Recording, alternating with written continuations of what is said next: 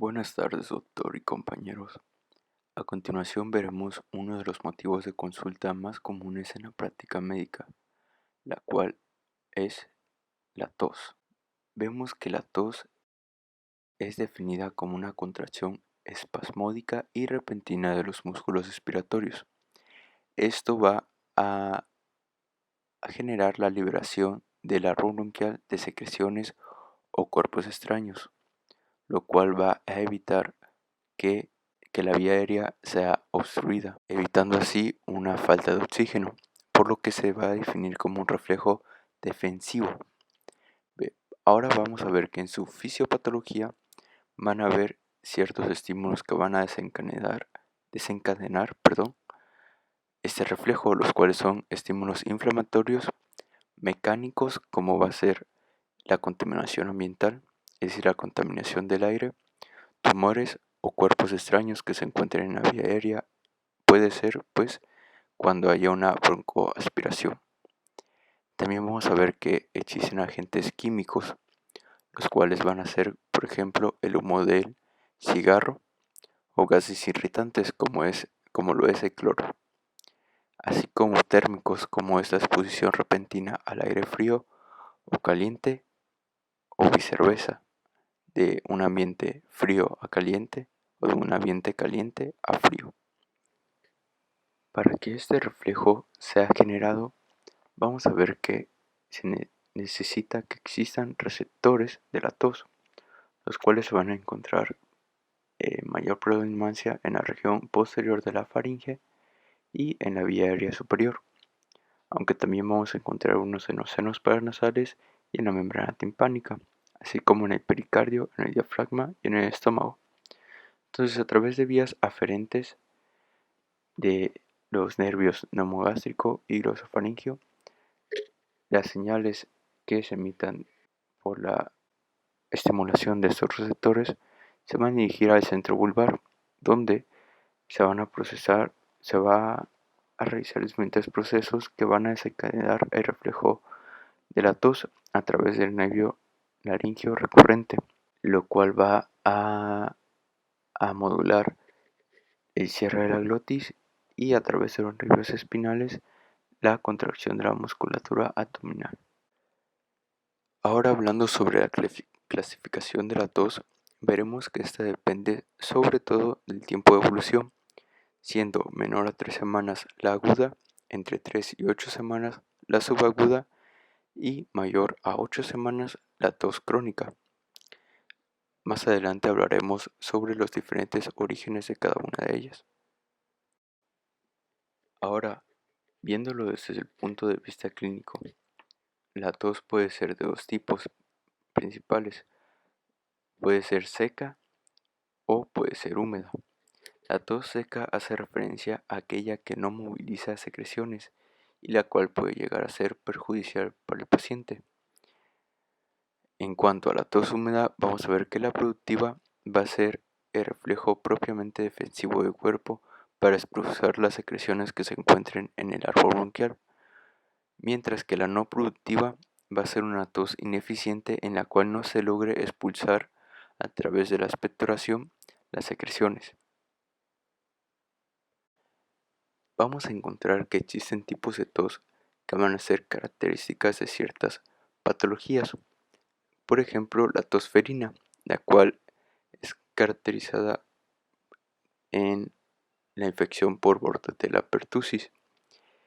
Este tipo de tos, va a estar caracterizada por accesos, es decir, por ataques de tos paroxística, que van a ser predominantes por la noche y las cuales van a estar caracterizadas por expiraciones violentas y explosivas seguidas de inspiraciones intensas y ruidosas provocadas por el espasmo de la glotis. Estos accesos suelen terminar con la eliminación de mucosa escasa y pegajosa, y también vamos a ver que van a ser muy emetizantes, es decir, que van a provocar vómito. A continuación mostraré un ejemplo de cómo suena este tipo de tos.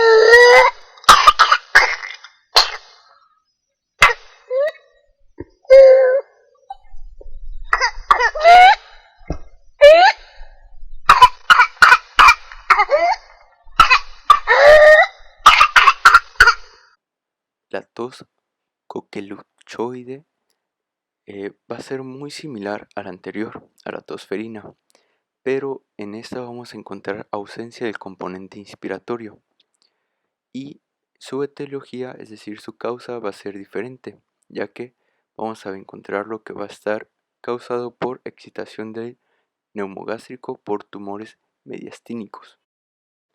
La tos ronca o perruna, que coloquialmente se conoce como tos de perro, va a ser una tos seca e intensa, la cual va a ser característica, vamos a encontrar de manera característica, accesos nocturnos y este tipo de tos va a ser provocado por naringitis glótica o subglótica. A continuación escucharemos un fragmento de cómo se escucha este tipo de tos.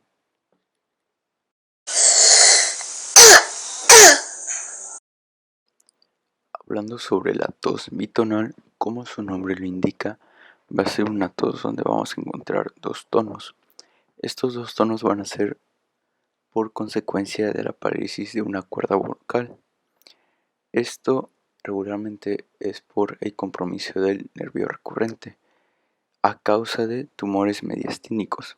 A continuación se escuchará un audio de cómo suena este tipo de tos.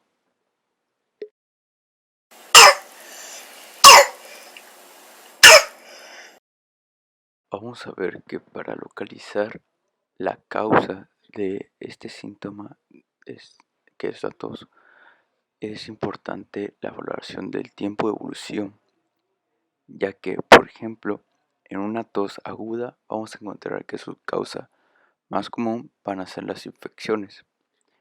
Por otro lado, la subaguda va a ser por una hiperactividad bronquial postviral, es decir, después de una infección. En cambio, la tos crónica es un poco más eh, difícil, pero no tanto. ¿Por qué digo esto? Porque en el 60% de los casos va a ser a causa del tabaquismo. Pero una vez que se ha descartado el tabaquismo y se obtiene una radiografía de tórax normal, vamos a ver que el 90% de los casos va a ser a causa de estos tres principales afecciones, la cual es el goteo nasal posterior, el asma bronquial y el reflejo gastroesofágico.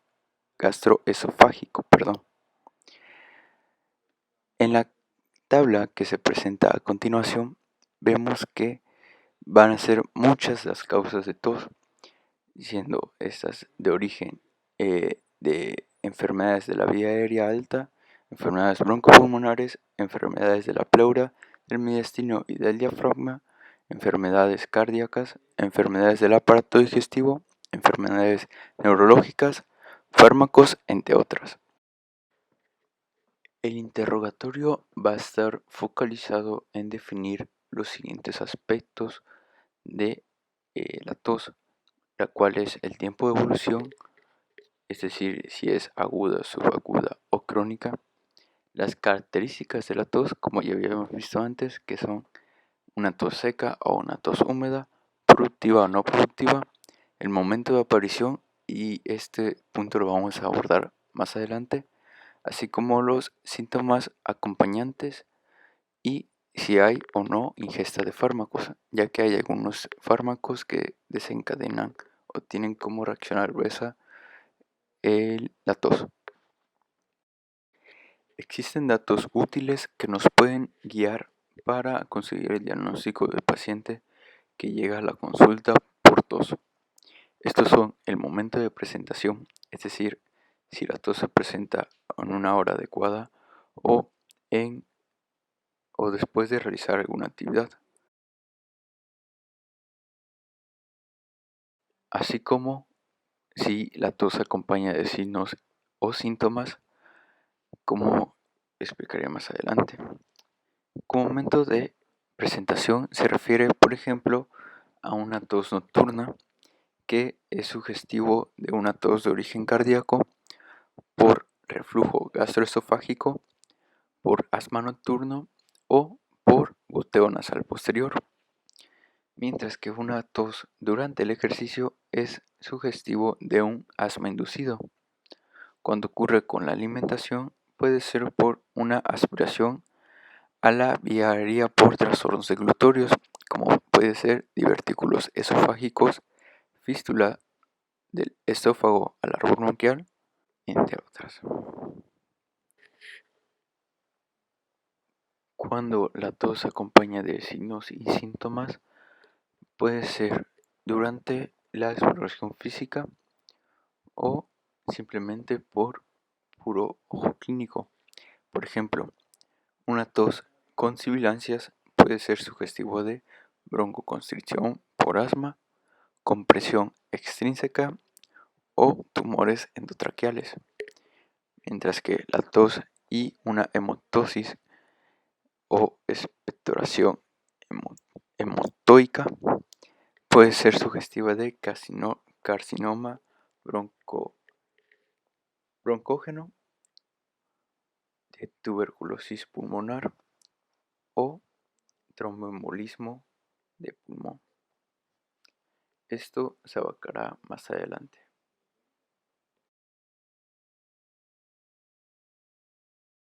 A continuación veremos la presentación de la tos dependiendo del contexto. En un contexto de compromiso pleural, vamos a ver que la tos va a aumentar el dolor y por lo tanto el paciente tratará de evitarla.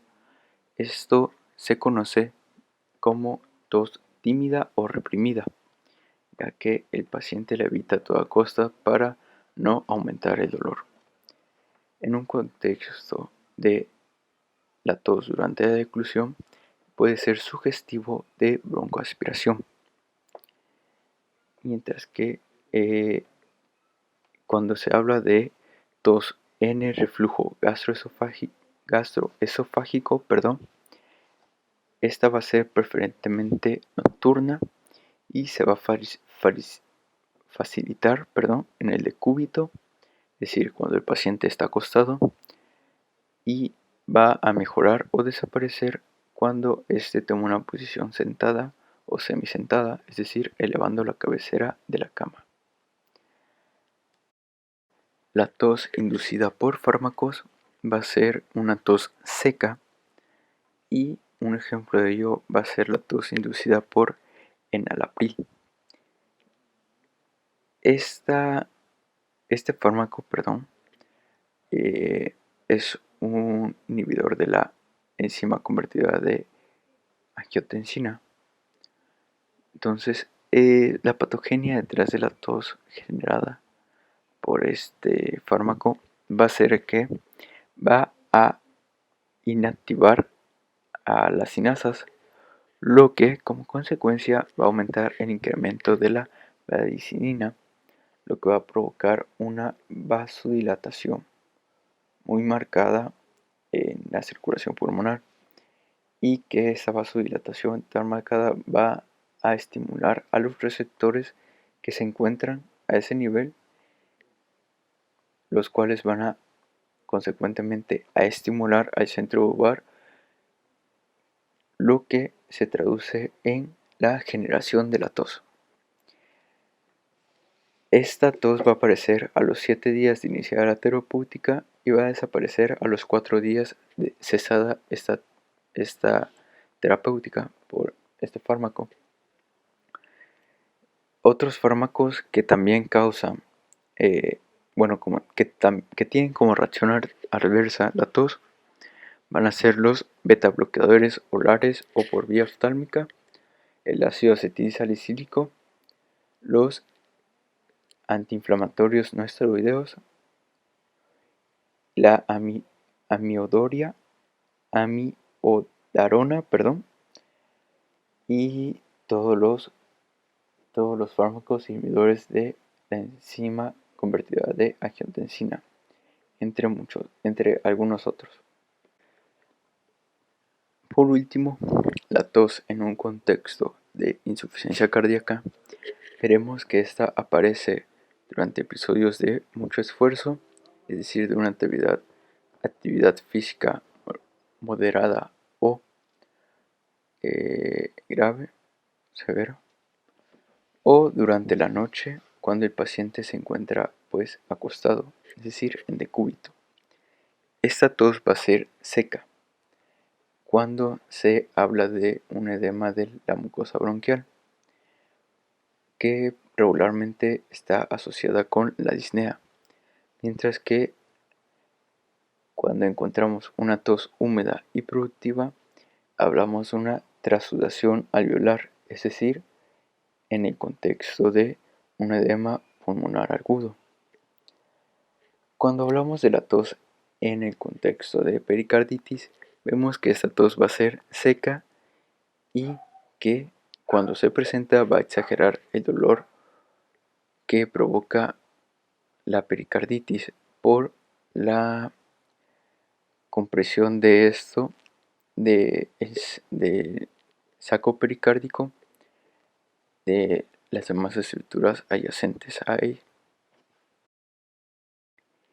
En conclusión, la tos es un síntoma que acompaña a numerosas afecciones, por lo que es definido como un epifenómeno, es decir, es un fenómeno secundario que está en relación con un fenómeno primario, pero que no depende de este. Por lo tanto, el diagnóstico es el de la entidad que la provoca, es decir, el diagnóstico de la tos va a ser dirigido hacia la entidad que está provocando este síntoma. Finalmente, los datos útiles que nos van a servir mucho para el diagnóstico son dos: momento de presentación de la tos, que es a la hora, lugar o momento, es decir,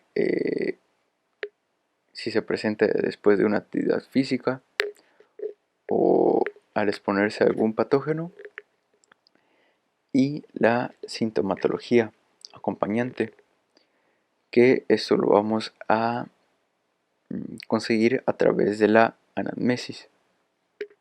Muchas gracias.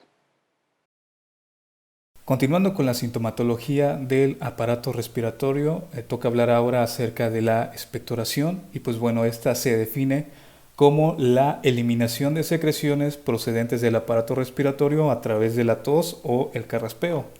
Sin embargo, también es importante aclarar que incluso en una condición sana, en una condición normal, podemos llegar a producir hasta 100 mililitros de secreción seromucosa. Esto será gracias a las células calciformes que pues bueno, van a estar presentes en el epitelio bronquial. Y de estos 100 mililitros de secreción producida, generalmente la vamos a deglutir sin que nos percatemos de ello. Ahora, hablando acerca de su clasificación, pues bueno, este va a ser bastante variada. Tenemos la expectoración serosa, la cual se describe como un aspecto claro, amarillento o ligeramente rosado.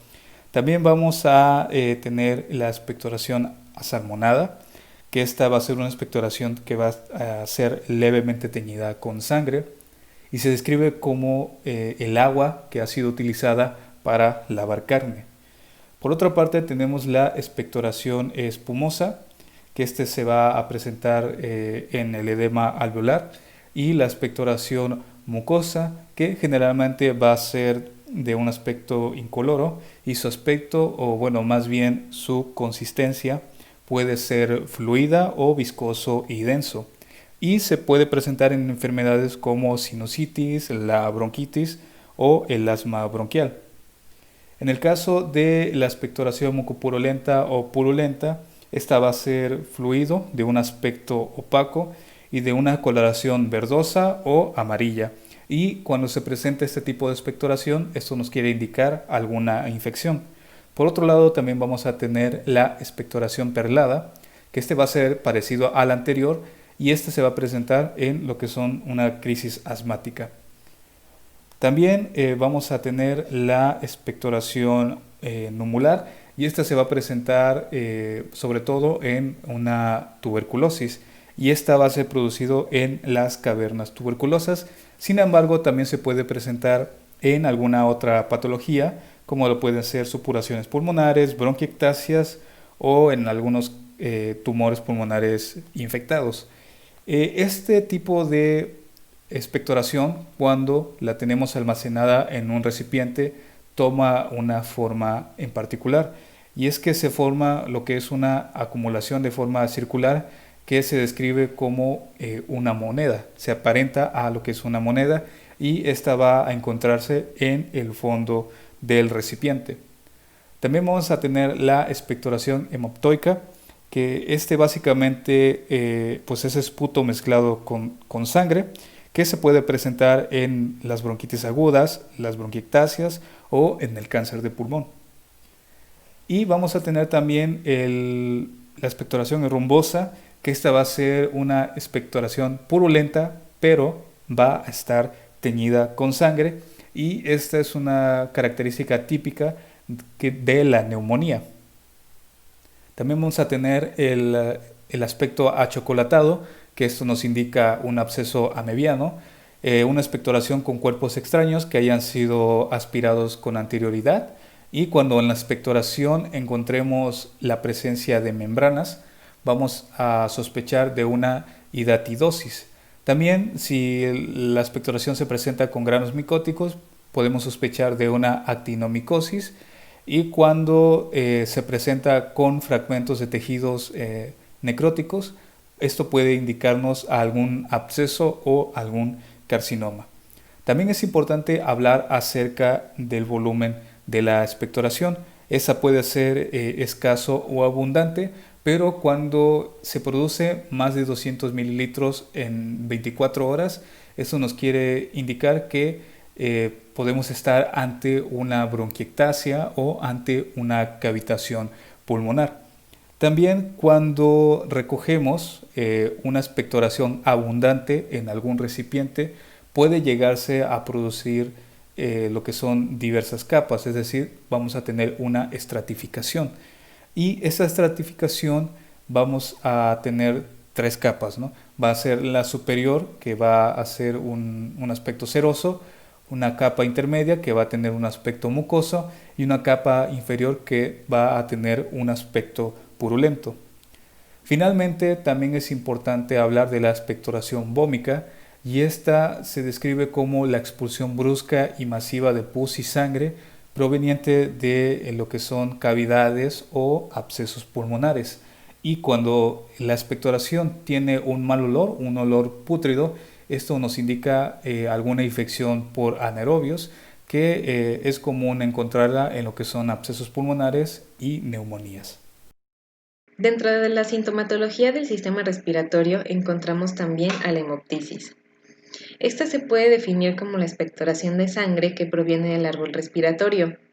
Esta puede ser mezclada con secreciones, en la que se le denomina expectoración hemoptoica, o ser simplemente sangre. Esta se presenta generalmente después de un golpe de tos que tiene el paciente, y puede tener también la sensación de comezón en la faringe. El color generalmente va a ser rojo brillante, en el que nos indica que la sangre es oxigenada, pero también puede tener o estar mezclada con burbujas de aire, pues al pasar por la vía aérea se llena de este aire. Entre los diagnósticos diferenciales vamos a tener principalmente a la hematemesis. Esta es el vómito con sangre. A diferencia de la otra, la sangre de esta va a provenir del aparato digestivo. Por lo tanto, este color rojo va a ser más negruzco, más oscuro, por lo que nos indica que la sangre ya fue digerida. También tenemos a la epistaxis, que esta va a ser igual sangre roja, que es igual sangre oxigenada, pero va a salir principalmente por las narinas, y esta no va a estar acompañada de tos. También tenemos a la gingivorragia, que esta de igual manera va a ser sangre roja brillante, pero este va a provenir de las encías que se vean edematosas e incluso supurando. Entre la clasificación vamos a tener que se divide principalmente en tres. Como les mencioné, la expectoración hemoptoica va a ser la que esté mezclada con secreciones. Esta entra en la clasificación cuando tiene menos de 30 mililitros al día de sangre que se expulsa. En la no masiva va a ser menos de 600 mililitros en 24 horas o menos de 200 mililitros en una sola vez que el paciente expulse la sangre. Y en la masiva también solo va a ser una de las siguientes opciones, ya sea más de 600 mililitros en 24 horas o más de 200 mililitros en una sola vez.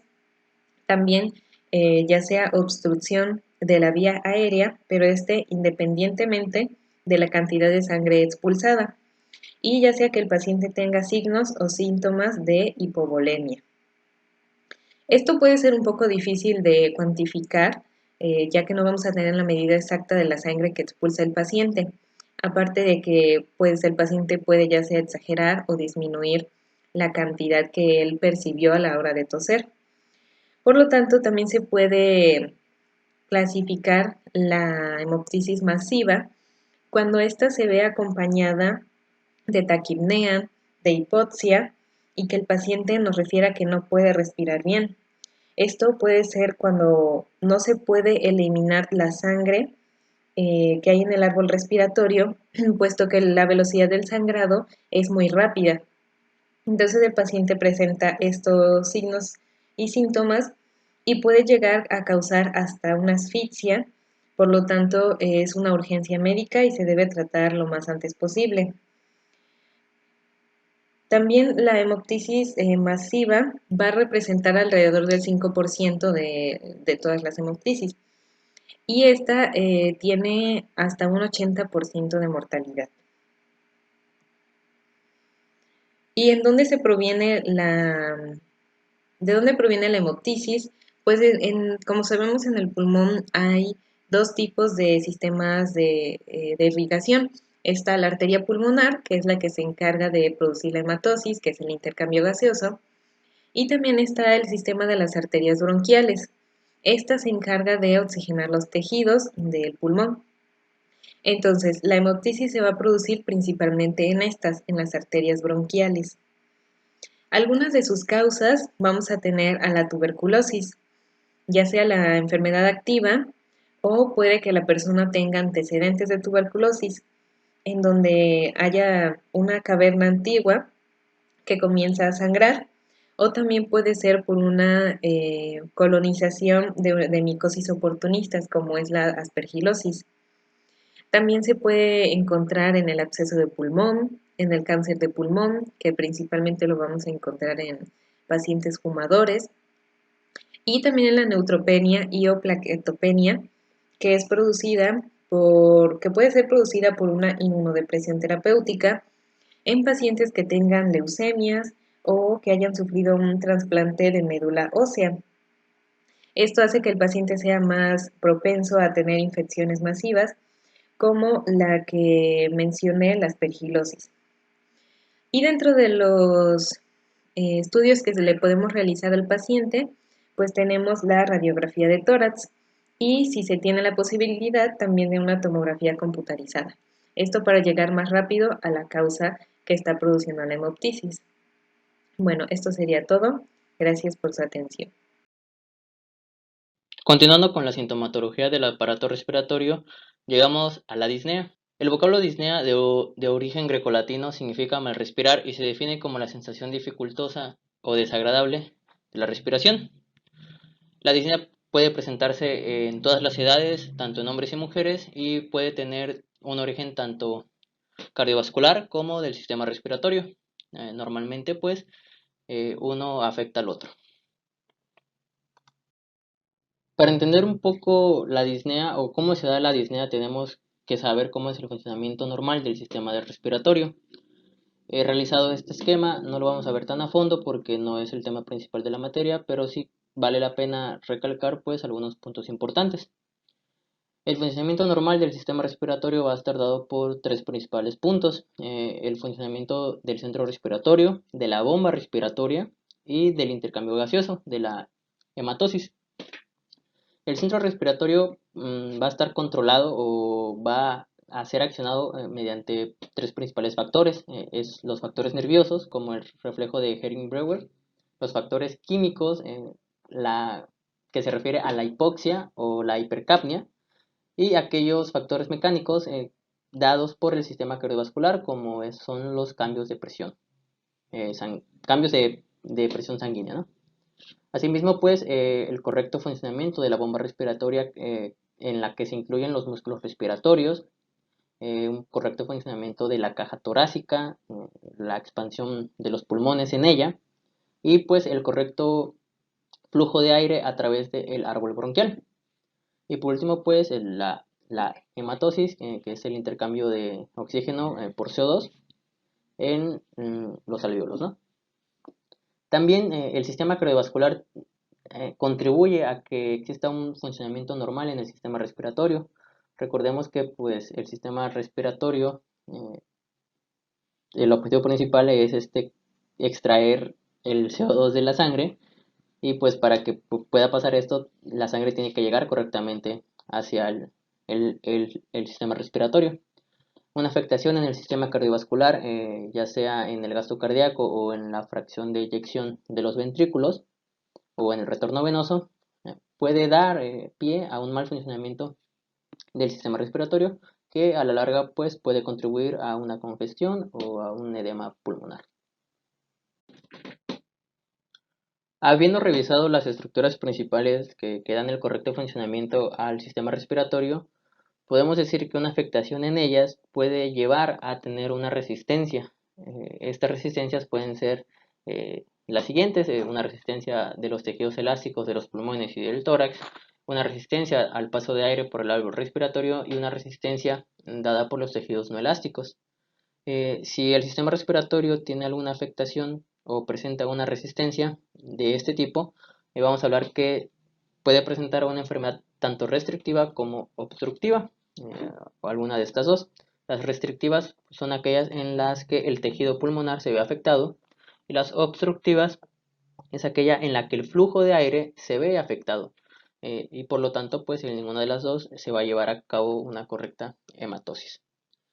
En ambas enfermedades, tanto las restrictivas como obstructivas, se va a presentar la disnea, pero la disnea no se va a presentar igual en todas las enfermedades, tampoco pues en todas las edades de los pacientes. Por eso es importante clasificarla. La vamos a clasificar de acuerdo a la New York Heart Association, que la clasifica en 4 estadios, siendo el primero una disnea leve y el grado 4 pues una disnea más severa. Esa también se dice que es una clasificación funcional, ya que está dada por aquellas acciones que realiza el paciente y si es que presenta disnea o no la presenta. Por ejemplo, en el grado 1, la disnea solamente se va a presentar cuando el paciente realiza grandes esfuerzos, como correr, subir pisos, subir escaleras, hacer deportes, y normalmente pues antes no lo presentaba.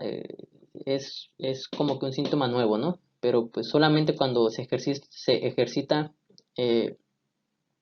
mucho, puede presentar esta disnea.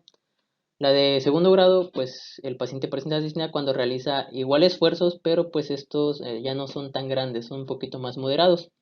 En el tercer estadio, pues el paciente presenta disnea en esfuerzos ligeros, cosas de la vida cotidiana, como vestirse, hablar, comer, levantarse de la cama o pues ir al baño. Y por último, en el grado 4, pues el paciente ya presenta disnea en pleno reposo físico y mental. No es necesario una actividad física para que el paciente la pueda presentar. Es importante saber las expresiones verbales que el paciente puede darnos para referirse a aquel problema de respiración que presenta o a aquella dificultad respiratoria que presenta, ya que pues no todos los pacientes te van a decir las mismas frases. Y pues algunas frases pueden ayudarnos a ir orientándonos a dar una sospecha diagnóstica, ¿no? En pantalla pues están algunas expresiones típicas que los pacientes refieren al momento de presentar disnea.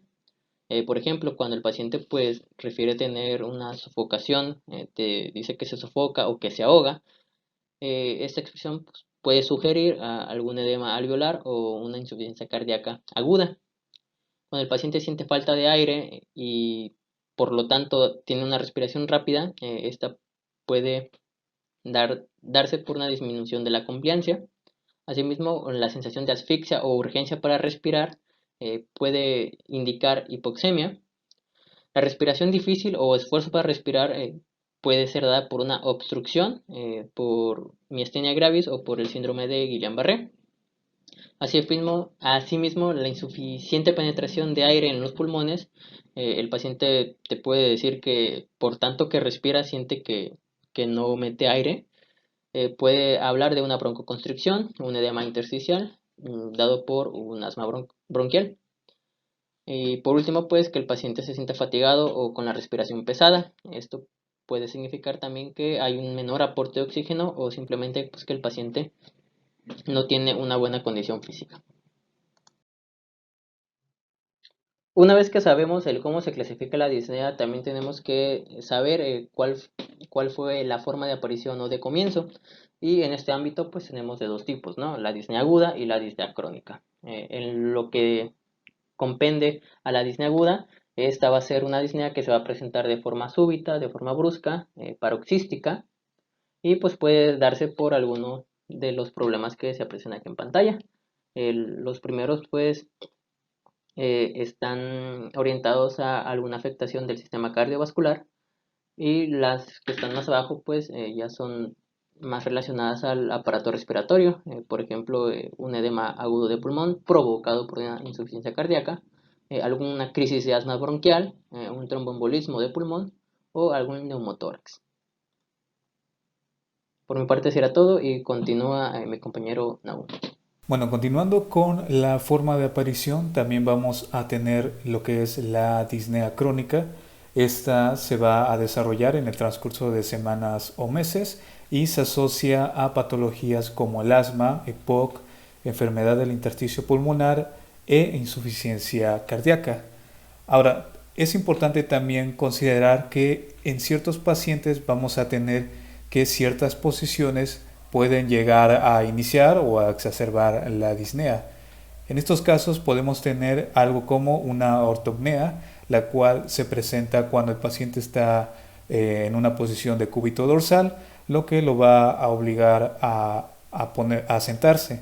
Este va a ser un síntoma característico de la insuficiencia cardíaca izquierda y del asma bronquial. También vamos a tener la trepopnea, en el cual el paciente va a preferir ponerse en una posición de cúbito lateral, ya sea derecha o izquierda, y la trepopnea se va a presentar en el derrame pleural. Y básicamente lo que el paciente hace al preferir acostarse de un lado o del otro es recostarse sobre el pulmón sano con el objetivo de tener alguna mejoría en su respiración. También vamos a tener la disnea paroxística nocturna, la cual se describe como una sensación de ahogo mientras dormimos, lo que termina por despertar al paciente. Este también puede presentarse después de acostarse de una manera inmediata y este se puede presentar en la insuficiencia cardíaca y el asma bronquial. También vamos a tener la platipnea, la cual es una disnea que se exacerba cuando el paciente está de pie y que se atenúa cuando el paciente se acuesta.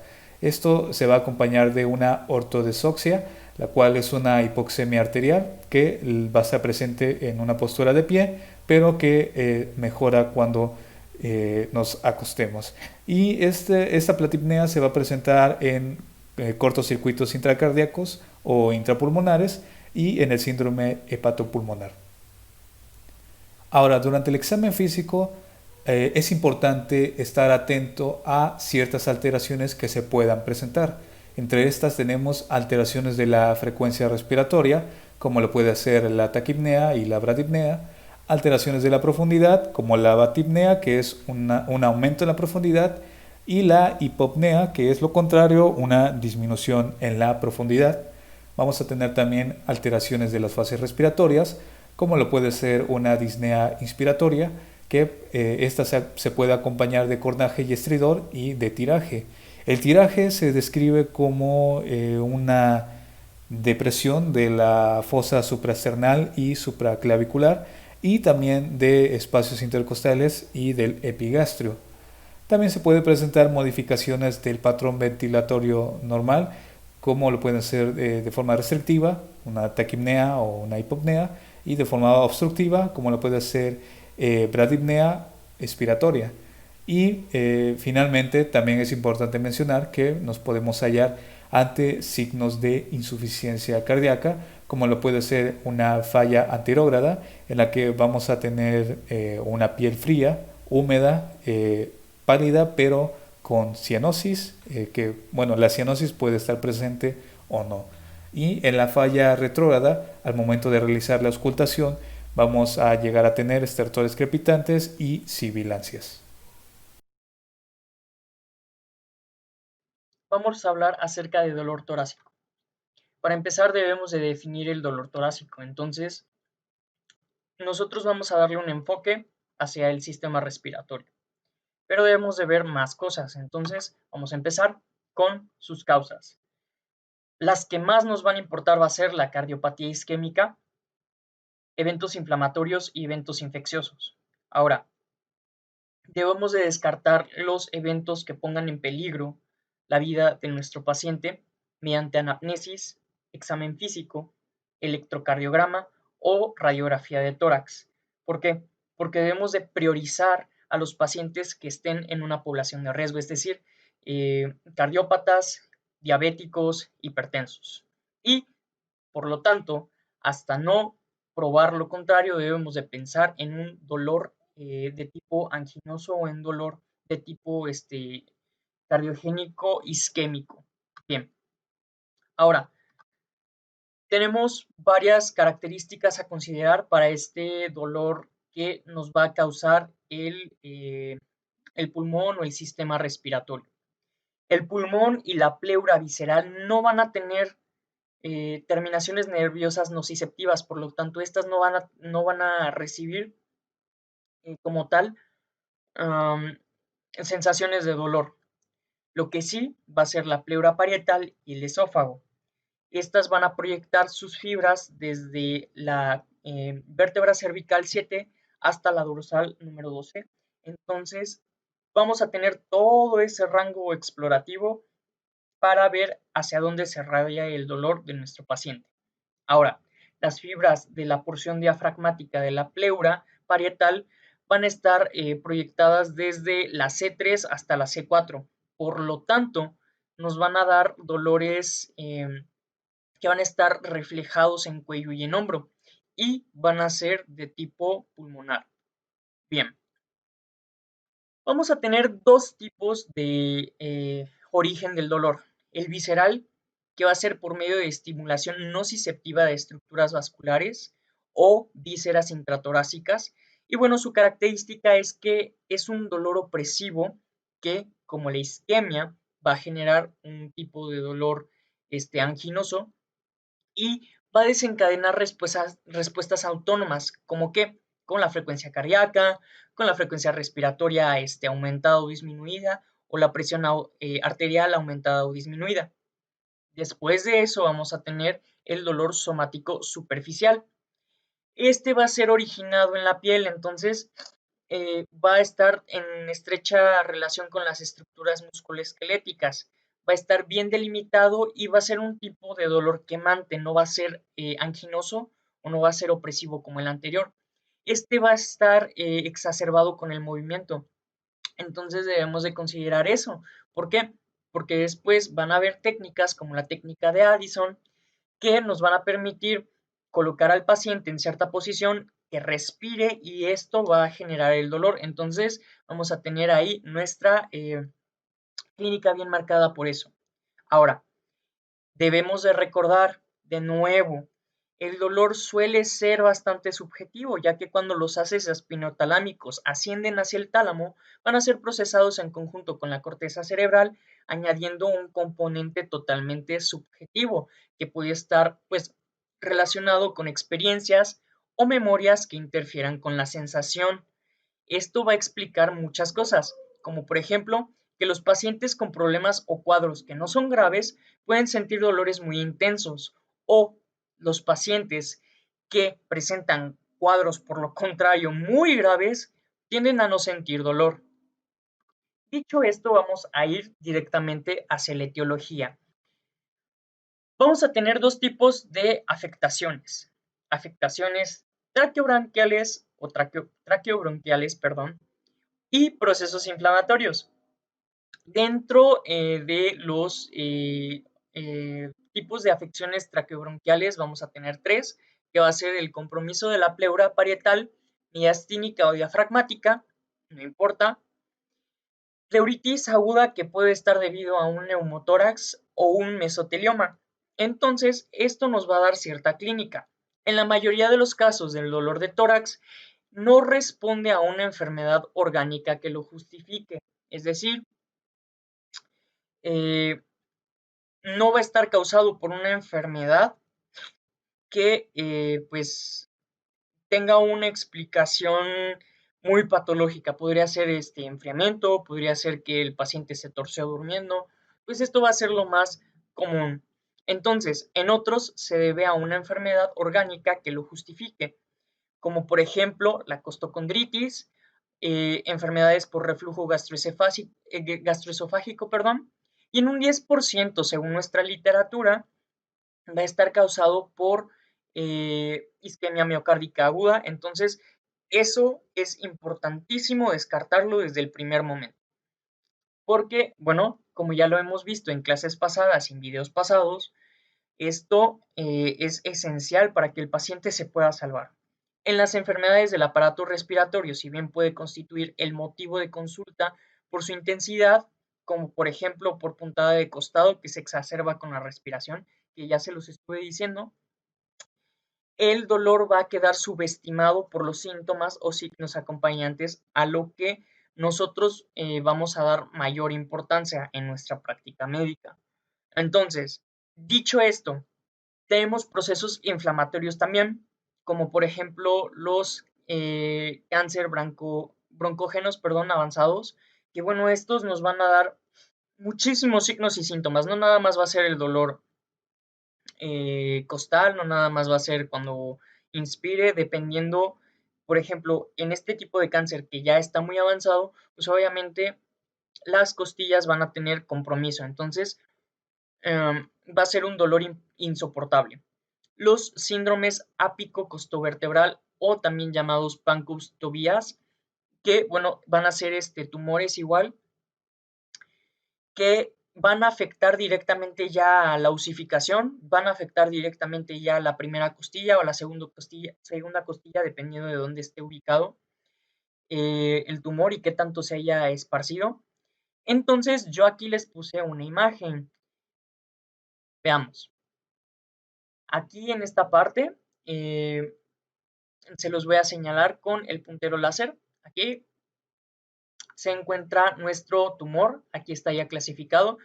Entonces, eso va a darnos unas claves bien importantes para nuestra clínica. ¿Por qué? Porque cómo va a estar comprometido va a estar comprometida la costilla de nuestro paciente, la primera costilla de nuestro paciente. También se van a comprometer las terminaciones nerviosas dirigidas por los paquetes vasculonerviosos que van a tener de por sí nuestras costillas, ¿verdad? Entonces es muy importante recordar esto. ¿Por qué? Porque el dolor va a estar irradiado hacia la parte radial y a veces cubital. Entonces, bueno, esto nos va a dar una pista bien importante acerca de lo que va a tener nuestro paciente. Todo esto lo vamos a poder descartar por medio de este tipo de exámenes más a fondo, ¿verdad? Y bueno, después vamos a tener el síndrome de Tietze, que no es más que una costocondritis, es decir, el cartílago entre las costillas y el esternón va a estar inflamado, entonces esto nada más se va a resolver mediante pues la administración de un antiinflamatorio, pero pues obviamente debemos de tener una muy buena clínica y una muy buena observación para poder diagnosticarlo. Luego el síndrome del desfiladero costoclavicular, que va a ser uno de los más complejos. ¿Por qué? Porque igual va a estar causado por muchas cosas, por ejemplo, un mesotelioma o un síndrome de Pancus-Tobías, por ejemplo. Entonces, esto nos va a dar muchísimos signos y síntomas, no nada más va a ser el dolor costal. Luego de esto vamos a tener un síndrome de Cyriax-Davis-Colli, que básicamente es un dolor causado ubicado en las terminaciones libres de las costillas flotantes. Al momento de que nosotros digitalizamos ahí, el paciente no va a poder soportar no va a poder soportar el dolor, entonces vamos a tener ahí una pequeña pista, si es que no nos llegara pues a arrojar ningún otro dato, ya que este síndrome es demasiado raro al igual que los mesoteliomas, perdón. Luego vamos a tener los síndromes de comprensión radicular y bueno, debemos echar imaginación para saber pues qué nos va a generar esto. Por ejemplo, los mesoteliomas también nos van a poder generar una compresión radicular, o las deformaciones óseas, por ejemplo. Y por último, el virus del herpes zóster. ¿Por qué? Porque nosotros vamos a tener un signo bien claro, que van a ser las lesiones endoteliales, o más bien, vamos a tener lesiones en piel, entonces si hay dolor ahí, pues podemos sospechar acerca del virus del herpes, ¿verdad? Por último, nosotros mediante la anamnesis vamos a clasificar factores de riesgo, características del dolor y los síntomas acompañantes. Si nosotros tenemos factores de riesgo, bueno, nosotros debemos de descartar absolutamente y de manera imperiosa que no sea un trastorno cardiópata.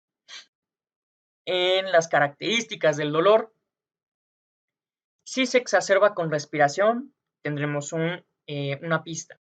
Si aumenta con la tos, tendremos otra pista. O si fue precedido a lesiones cutáneas, ya tendremos otra pista. ¿Por qué? Si se exacerba con la respiración, podremos estar hablando acerca de de algún síndrome, de alguna patogenia que sea musculoesquelética exclusivamente. Si aumenta con la tos, entonces vamos a poder pensar en una enfermedad orgánica o en una enfermedad, pues no sé si decirle noble, o si fue precedido a lesiones cutáneas, como ya lo estábamos viendo anteriormente, podremos sospechar acerca de la herpes zóster. Ahora, síntomas acompañantes va a ser bien importante, porque con la tos vamos a poder determinar si es infeccioso. Entonces, si hay tos, pues lo más probable es que sea infeccioso. Muchas veces no va a ser así. Por ejemplo, en los cánceres broncopulmonares, pues vamos a tener hemoptisis y vamos a tener, por lo tanto, la tos, ¿verdad? Entonces, vamos a tener un síntoma acompañante ahí. Y de la disnea, pues obviamente vamos a tener ahí un rasgo compartido con las cardiopatías isquémicas y vamos a tener que descartarlo, pero pues hay muchas enfermedades, por ejemplo, como el COVID-19, que no nada más van a afectar paulatinamente o temporalmente el tejido pulmonar, sino que van a generar fibrosis y por lo tanto el engrosamiento de la membrana respiratoria y por lo tanto no va a haber intercambio de oxígeno y de ahí la radicación de la disnea. Entonces tenemos muchas enfermedades que considerar con la disnea, pero todos estos nos van a dar datos que nos van a llegar o nos van a llevar a llegar a un diagnóstico. Para terminar con la sintomatología del aparato respiratorio, vamos a hablar ahora acerca de la cianosis, la cual es una coloración azulada de la piel que se puede presentar debido a un exceso de hemoglobina reducida mayor a 5 gramos por decilitro. En lo que respecta a su clasificación, esta puede ser según su localización o distribución. Vamos a estar entonces ante una cianosis generalizada o localizada. También se puede clasificar según su mecanismo de producción. En el caso de una cianosis central, esta va a ser producida por una insaturación arterial de oxígeno, mientras que en la cianosis periférica vamos a tener una saturación arterial normal, pero vamos a tener un aumento del consumo de oxígeno a nivel tisular.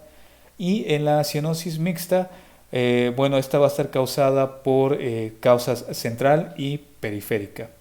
Ahora, hablando de su etiología, vamos a tener tres tipos de cianosis que acabamos de mencionar hace un momento, que es la central, periférica y mixta. En el caso de la cianosis central puede tener una etiología pulmonar, que puede ser por una disminución de la presión parcial de oxígeno del aire inspirado, por una también hipotensión alveolar que se puede presentar en la EPOC, o también a consecuencia de una debilidad en los músculos respiratorios, y también vamos a tener alteraciones de la relación ventilación-perfusión y alteraciones de la difusión de oxígeno que se pueden presentar cuando exista algún edema pulmonar. Es importante también mencionar la etiología cardíaca, la cual, esta puede ser cardiopatías con un cortocircuito de derecha a izquierda, y en el caso de una cianosis periférica, su etiología puede ser una insuficiencia cardíaca derecha, un shock, una oclusión venosa, una arteriopatía obstructiva o también fármacos vasoconstrictores. Mientras que en la cianosis mixta, su etiología puede ser una insuficiencia cardíaca global. Ahora, ¿cómo se va a presentar esta cianosis? Bueno, esto lo vamos a ver a través del examen físico, y acorde a las características del examen físico podemos sospechar que estamos ante una cianosis de causa central o de causa periférica.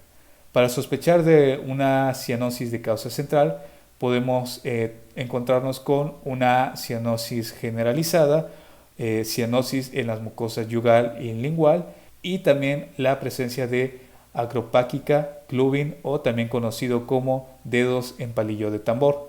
Mientras que en una cianosis de causa periférica nos vamos a topar con una cianosis localizada y también con una cianosis en alguna extremidad que pueda llegar a mejorar con su elevación o con su calentamiento.